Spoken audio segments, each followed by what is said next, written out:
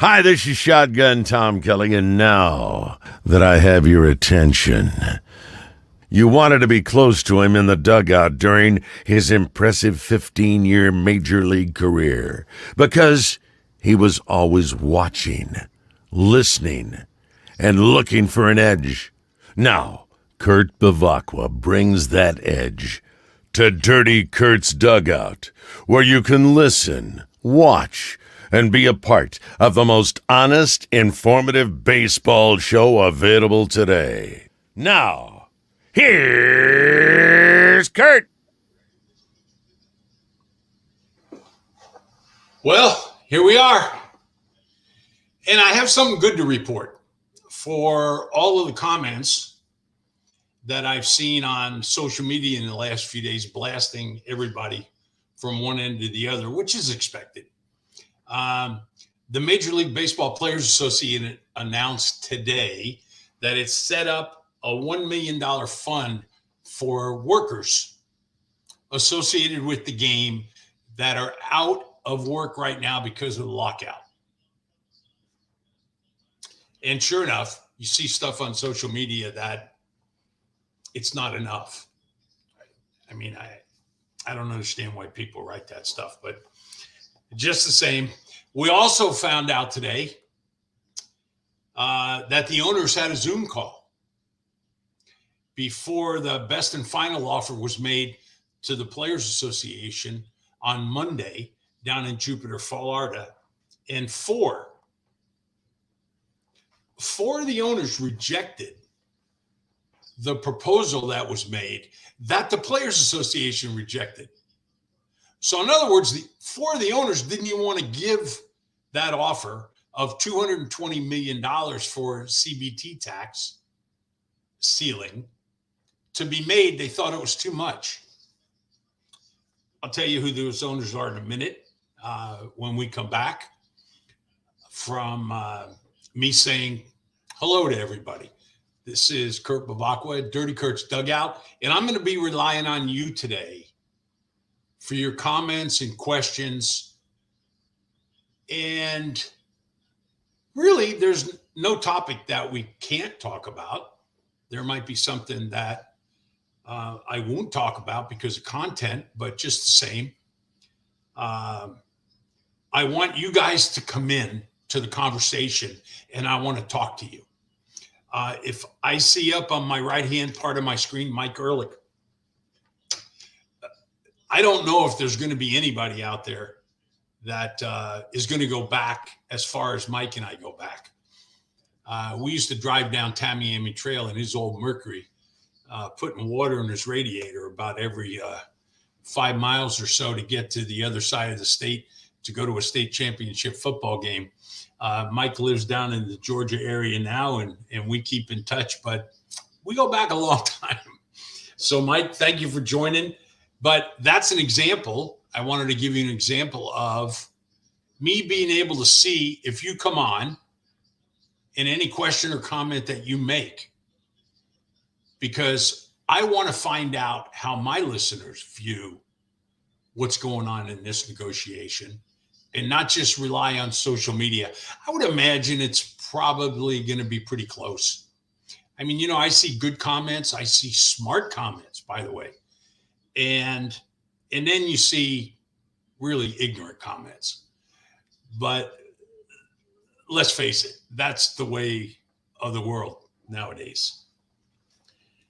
So I mentioned that the Zoom. Oh, before I get to the Zoom call between the owners, Cindy and Tony out at Hacienda Casablanca, thank you for your continued support here on the show. And of course, our good friends at Lacima Oil, where in just a few minutes, be given somebody, some smart listener, and not just for today's show. This is something that was said last show. So, you know, all it takes is picking up on certain things, and you'll be able to get these things. But Lacima Oil, Tom Drake down at Lacima Oil and neighborhood Chevron dealers are kind enough to donate a $100 gift card to our listeners out there that listen to the show.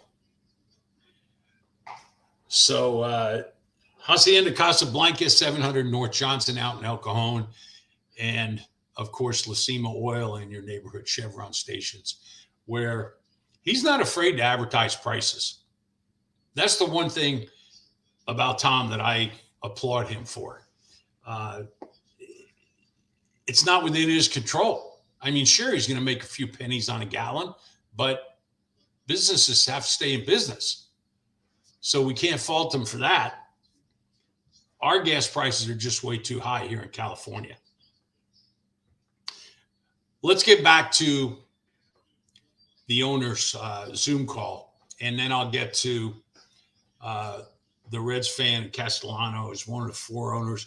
Yeah, I was just going to mention that the Angels, Reds, D-backs, and Tigers were the 4 owners that did not pass the $220 million portion, which is $10 million over where it ended up last year. $10 million over the competitive balance tax, which calls for any team whose combined payroll is over $210 million, of which there were 2 last year. And you'll be surprised at what 2 teams it is. If you go over that $210 million tax, you can be fined. And the fines can vary. I mean, if you go over a lot, you can get hit pretty hard. I think both teams, and the teams are the Dodgers, believe it or not, not believe it or not, but believe it or not now, the Padres, who I'm repping this week, and the reason I am is because of Peter Seidler. I've seen one owner. I am kind of a troll for every major league team on social media because I want to see what their comments are. I want to see what, especially in this situation, what ownership comes out with, general managers come out with, CEOs come out with. Peter Seidler's been the only owner to come out with an apology and a thank you to the fans of his respected town, which happens to be a little south of where I am, down in San Diego, California. I'm not kissing up to Peter Seidler. I have no reason to. I don't get checks from the Padres. I'm calling him out because he's one of the guys that we're not going to talk about today. And the other guys, you'll see why in a minute, but this viewer, listener, is a Reds fan. Steve probably lives in the Cincinnati area, Kentucky area, where baseball is so great up there. And they've got players that haven't signed yet. Nick Castellano being one of them. Is he going to sign with the Cincinnati Reds when everything is said and done? Well, I tell you what, folks, there's a lot of free agents out there that there's going to be some scuffling going on when this thing is over with. As a matter of fact, I asked Scott Boros to be on this show, and he's preparing for the onslaught of what's happening right now, and the fact that he knows that it's going to be a pressure cooker when these negotiations are over, when all of a sudden everyone is called saying that we're starting.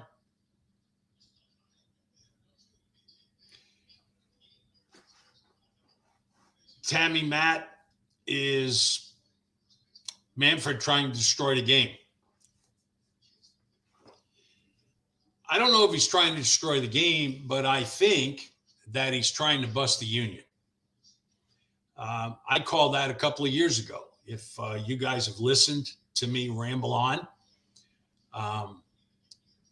the way the negotiations went with the Players Association during COVID protocol and putting together the deal that they needed to put together to have a season in 2020, it wasn't the work of people that want to work together. You know, I've been told by national writers, one in particular who used to work for MLB.com, and maybe that's why he said to me what he said, but he surprised me. And I really respect this guy when he said that he believed that Manfred and Clark really like one another. I don't know where he got that from. And I told him, I said, Barry, I don't know what you're looking at, but these guys can't stand one another. And I don't care what he says. They cannot stand one another. That's all there is to it. And you can try to convince me otherwise. It's not going to work. But, you know, Steve, I hope if that's where Castellano wants to stay, then I hope he's there. I know Red fans really like him. He had one heck of a year last year for the Cincinnati Reds. And I think that whoever gets him, and there's been talk that San Diego Padres could go after him. It would put them well over the CBT. Naturally, it has a lot to be said about where it's going to be. So we're going to wait and see. If these four owners were balking at 220, and there were a couple of other owners that could join them, it only takes 7 for them to nix any deal. The owners need 23 out of the 30 owners to pass a proposal. So Manfred needs to get 23 out of 30 owners to say, okay, it's okay. The players have said, don't even start throwing numbers at us unless it's at 230. If this jumps up to 230, I don't know what's going to happen. The competitive balance tax is very, very confusing. The funny thing about it is that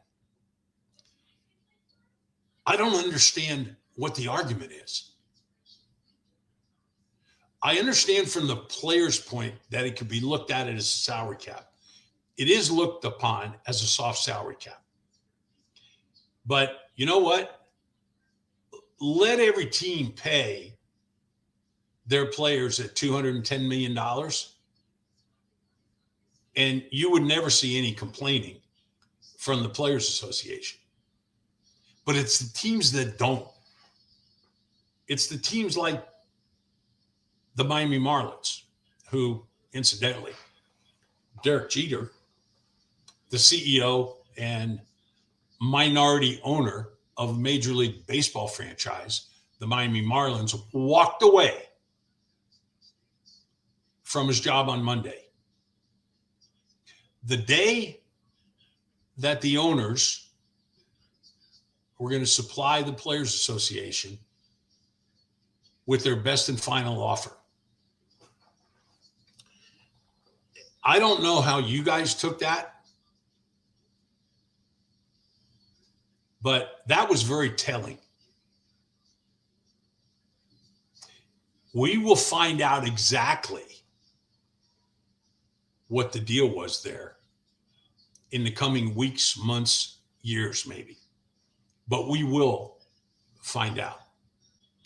And I don't think it was just an argument between Derek Jeter and the owner of the Miami Marlins. of course, Derek Jeter was privy, because of him being in the owner group, of everything that was going on in Jupiter. He must have saw it and said, you know what, guys? I'm out of here. I'm done. And he walked away. I mean, that's the way I look at it. That's the only way you can look at it. Do you really think Derek Jeter walked away over a $10 million argument with the other owner, the majority owner of the Miami Marlins? And Doug, I'm going to get to that in a minute. If you can see going across the screen, folks, Doug Gladstone talked about the 500 plus retirees. I'm going to talk about that in a minute, because not surprisingly to me, and I know Doug also, you've heard nothing about those guys, and I'll get back to them in a minute. I know Gil had asked a question about how long will it take for the MLBPA to go on strike. I hope it doesn't happen. I tell you what, if the Players Association was smart, they would set a strike date right now. That if this deal doesn't happen and we don't get this thing together, if the owners want to play bully, then we're going to show you who's boss, because the Players Association is boss. The owners have all the money, but the Players Association has the goods. And that goods is the product. Those goods are the assets that they are being called now. Before, they used to be called players. They're called assets now. Welcome to Dirty Kurt's Dugout. I'm Kurt Bavacqua. I love seeing the back and forth with the listeners. The owners that I mentioned that said that they don't accept the proposal that was being set forth in front of the players as the best and final last Monday evening. 3 out of 4 of those owners voted down Steve Cohen purchase of the New York Mets. 3 out of 4 of them. That's not a coincidence. Derek Jeter leaving the Miami Marlins wasn't a coincidence. Now, one of them, the owner of the Tigers,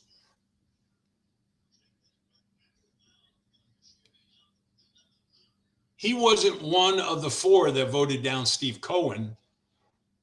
The other 3, Angels, Reds, and D-backs, were joined by Jerry Reinsdorf. Jerry Reinsdorf owns the Chicago White Sox. It's okay for Jerry Reinsdorf to spend $170 million. But I guess in his mind, it's not okay to Steve Cohen to buy the New York Mets and spend $220 million. Because that's probably what he thinks he's going to do. And he has gone out and spent some money since he's bought the club, for sure. But one of the longest tenured owner of a major league franchise, Jerry Reinsdorf, in Chicago. Very successful. Good guy from what I understand. I've never met him. But was one of the main ingredients in the collusion case brought against the major league owners back in the mid-'80s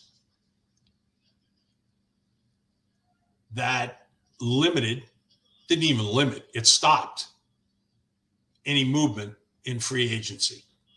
Owners were found guilty, fined $13 million apiece for a total of $280 million. You can put that on Jerry Reinsdorf and Bud Selig. So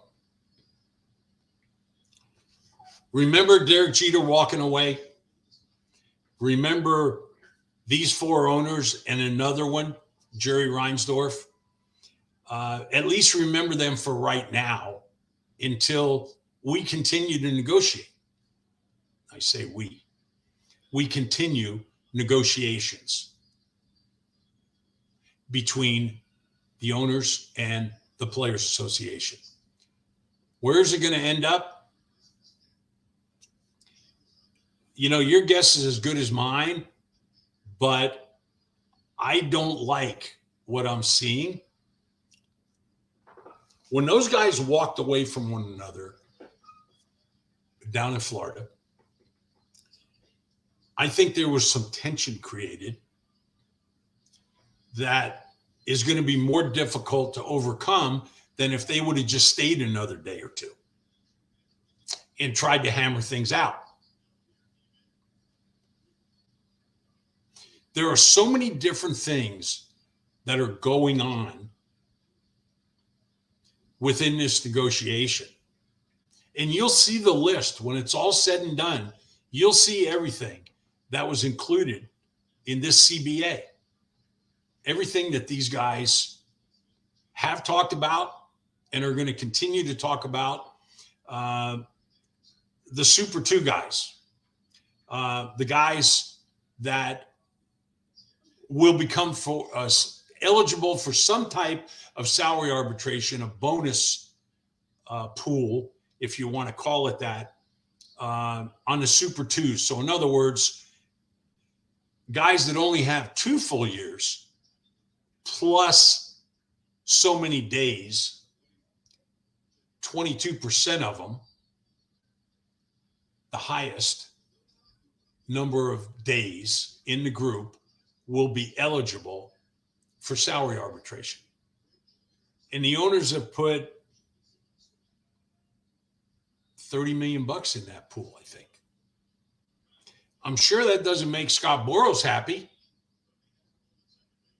because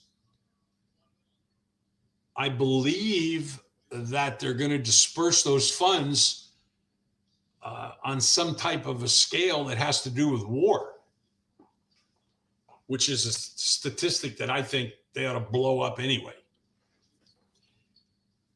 But I think doing it that way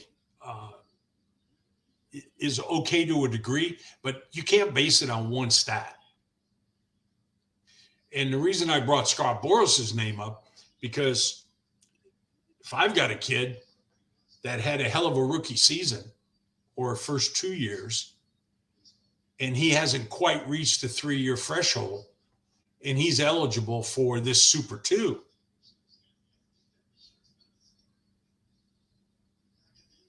I don't know how much he's going to get out of this pool, but I would take my chances with Scott Boras going in and negotiating a deal against the club's offer with a salary arbitrator than I would basing it on war.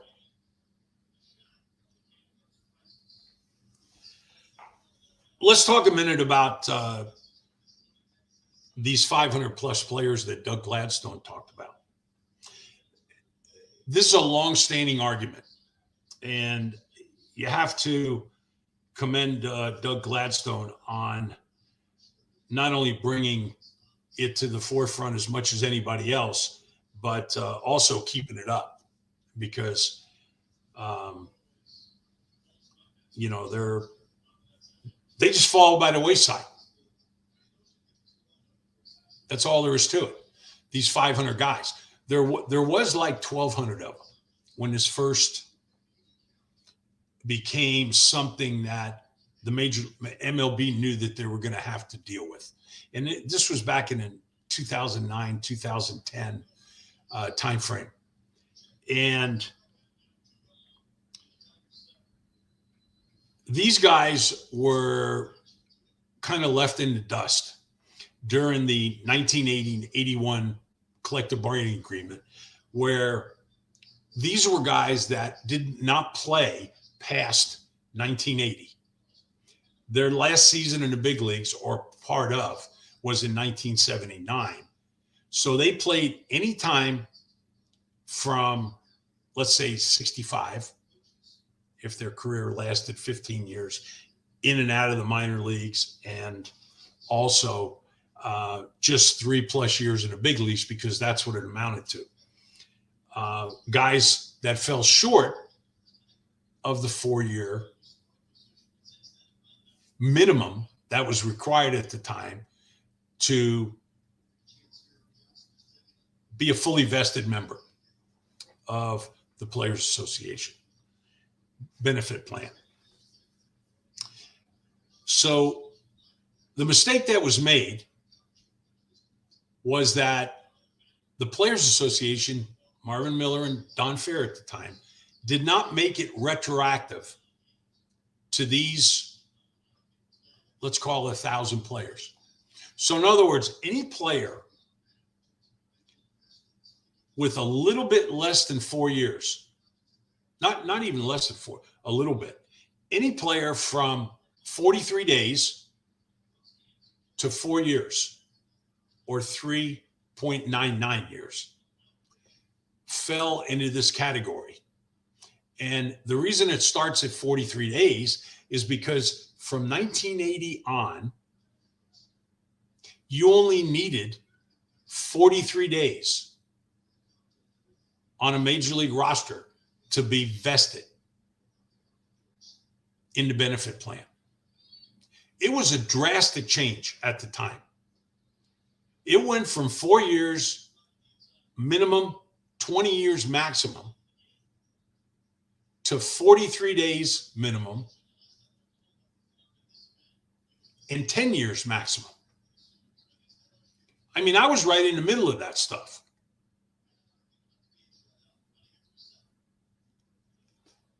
I didn't think about the guys previous, but that's not my job.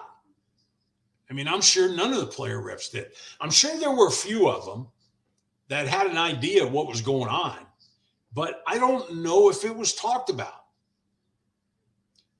You know, Doug just wrote that Bob Coluccio was 35 games shy. This guy was my teammate in Milwaukee. I didn't know Cooch was like that. And I can't even begin to tell you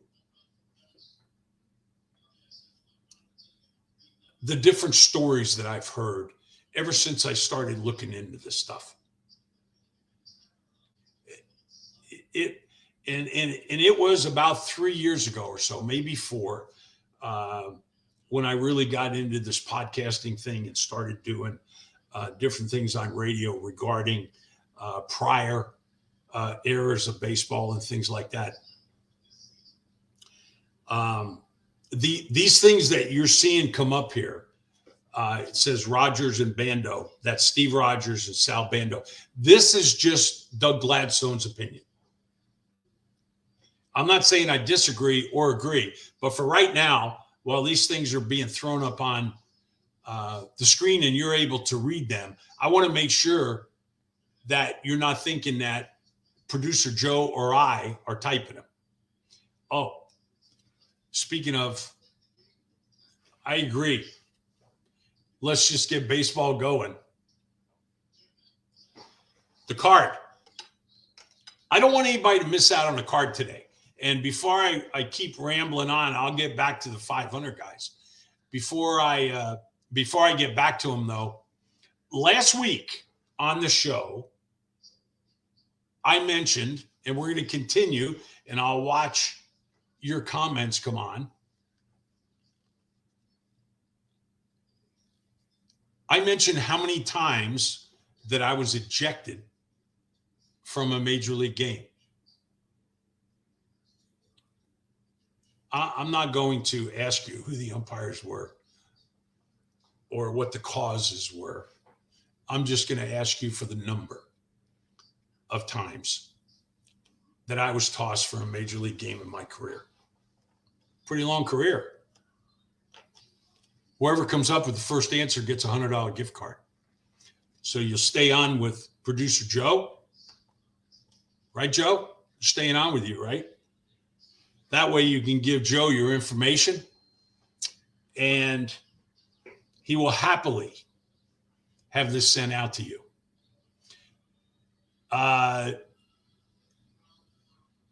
Answers coming in already. I love this. You can't, the one thing that I neglected to say, and I apologize for this, you only get one shot. So the 4 guys that have come in already with incorrect answers can't just throw out different numbers.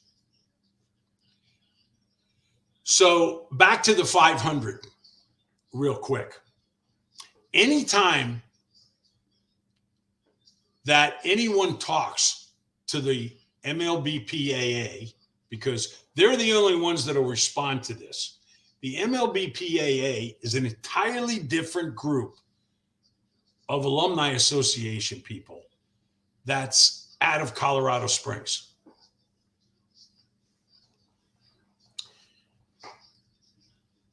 Don't even ask me to get into how they're connected and all of that stuff, but there's a lot of people that think they're all MLBPA, which is the Major League Baseball Players Association out of New York. They're not. Although there are connections, it's not the same. About 50. Gil, that's funny. Oh, man. I didn't get thrown out of the Poway Sports Complex, John. You're not going to pin that on me, are you? And if I did, I don't remember. So Doug says he remembers the bench clearing brawl in with George Brett. And that was one of them. That was one of them. As a matter of fact, that's what caused all of this to come up. Because I'm a member of a group called the Kansas City Historical Society. And it's a group of baseball people. Great. They're great fans back there. And I don't know, my name was brought up, or Brett's name, or how Brett and I kind of crossed paths when I was with the Royals and Brett was coming up, and naturally he became the third baseman. And then a year later we fought. It wasn't because he took my job. So, yeah, the Braves was one of them, Gil. The 84 Braves fight was one of them. My wife's in the other room being an agitator, saying 102. That's very funny. That's more than Gil's 50.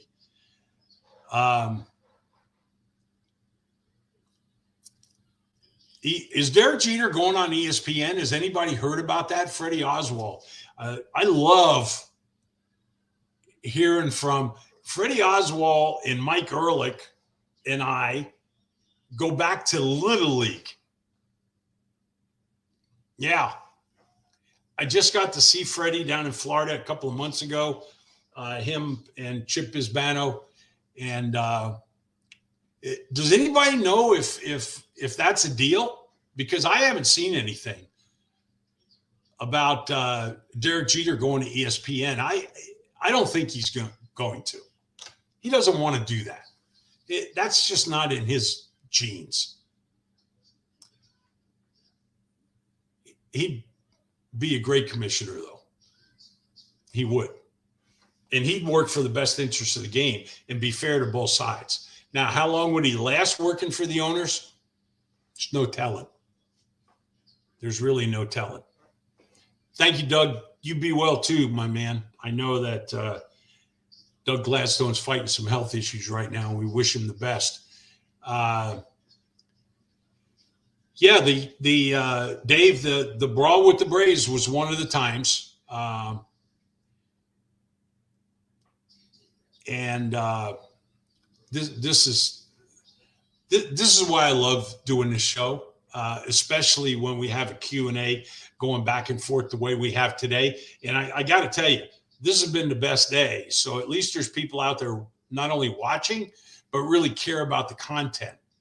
Oh, Terrence Morgan. He's my man, though. TM's right. 4 times in my major league career, I was ejected.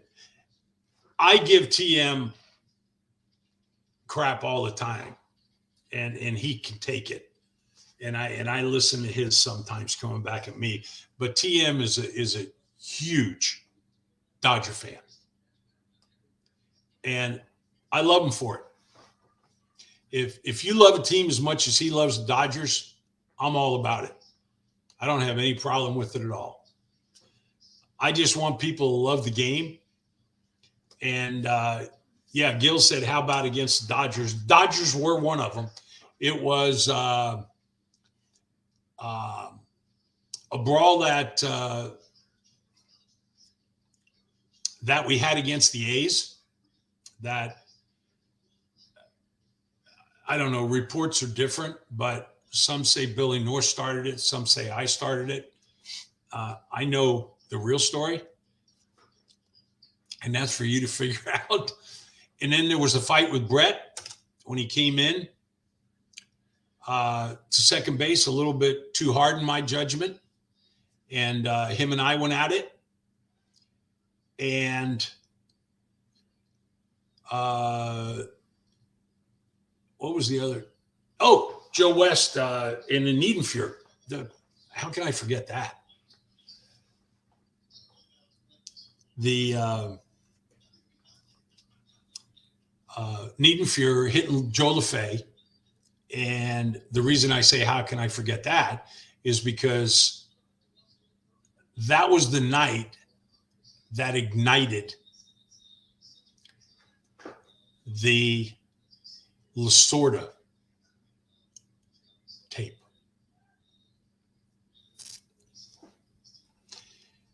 I'm not going to tell you to go on Google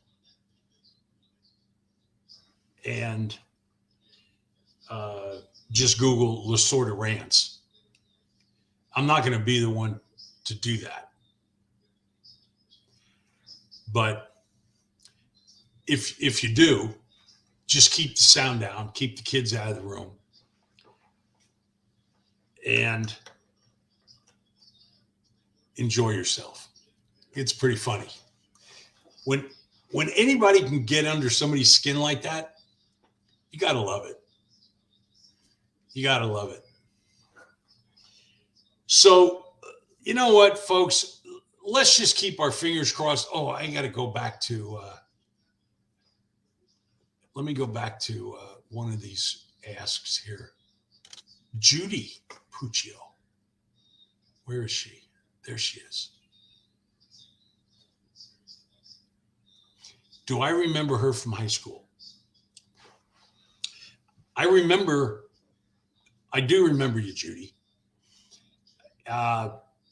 In high school was a long time ago. And I was not the same kind of person in high school that I am now.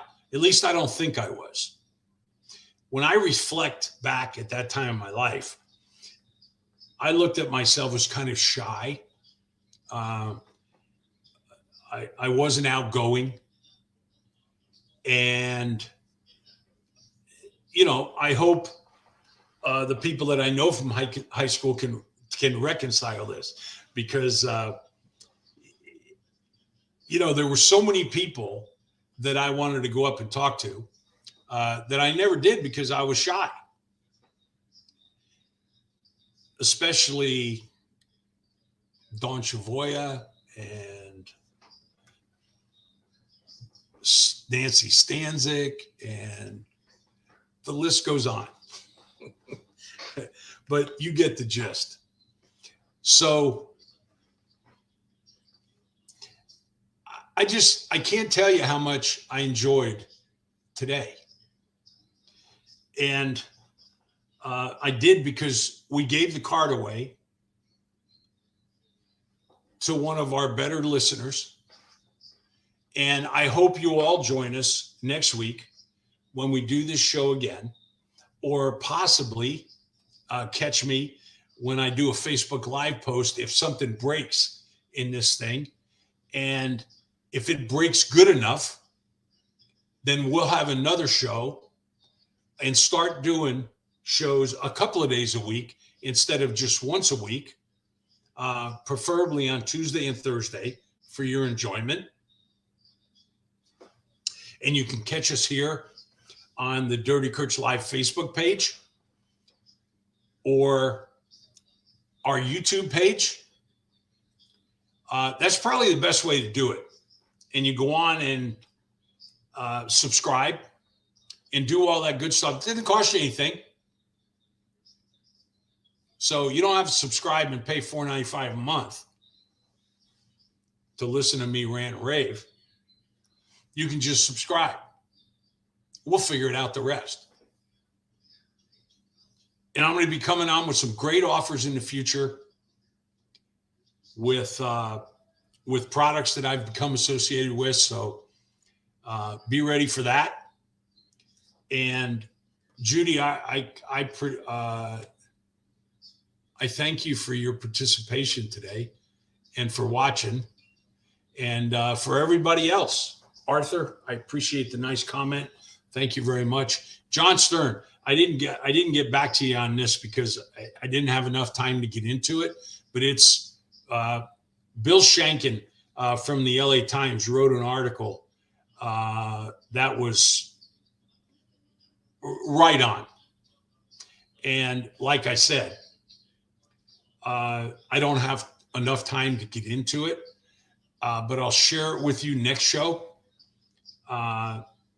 And why I think it was so good. And I'll even get some quotes out of the paper from Bill, because he's the one that wrote it. He didn't quote anyone.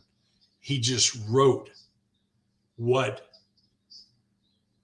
Commissioner Manfred's speech at the podium should have been, opposed to what it was. So we all wish for baseball to come back. We know that it's not going to for the first couple of weeks of the season, or first week, let's say. The first two series have already been called off by the commissioner's office. So not only have they locked the players out, but now they've locked you, the fans, out. Because as much as I love Peter Seidler, the owners as a group have made this decision. There doesn't need to be a lockout right now. Spring training can be going on right now. A season could be starting on March 31st like it was scheduled to start.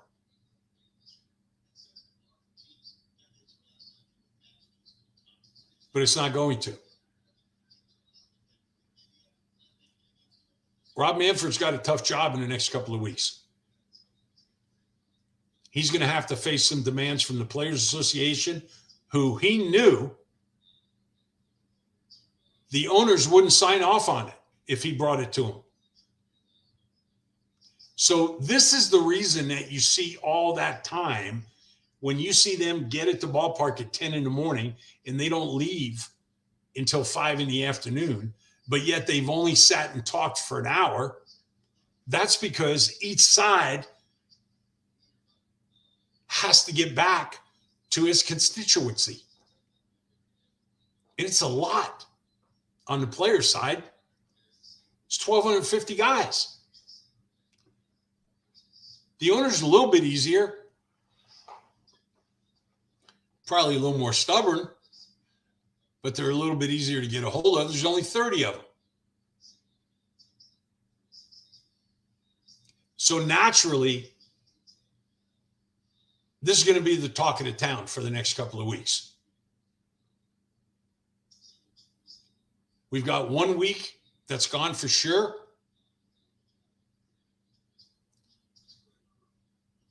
If the season starts before May 1st, I'll be surprised. I hate to tell you that. I also saw that my old roommate, Dick Drago, came on today and said hi. Dick and I go back to the Kansas City days, and he went on and pitched for the Boston Red Sox. Great guy. I thank him. I thank you all. And I thank Hacienda Casablanca, as always, Lacima Oil, as always, all of you. Thank you for the participation today. John, I'm going to get producer Joe to save that question. And because we've ran out of time for today, I will answer it next time I'm on. I appreciate the comment.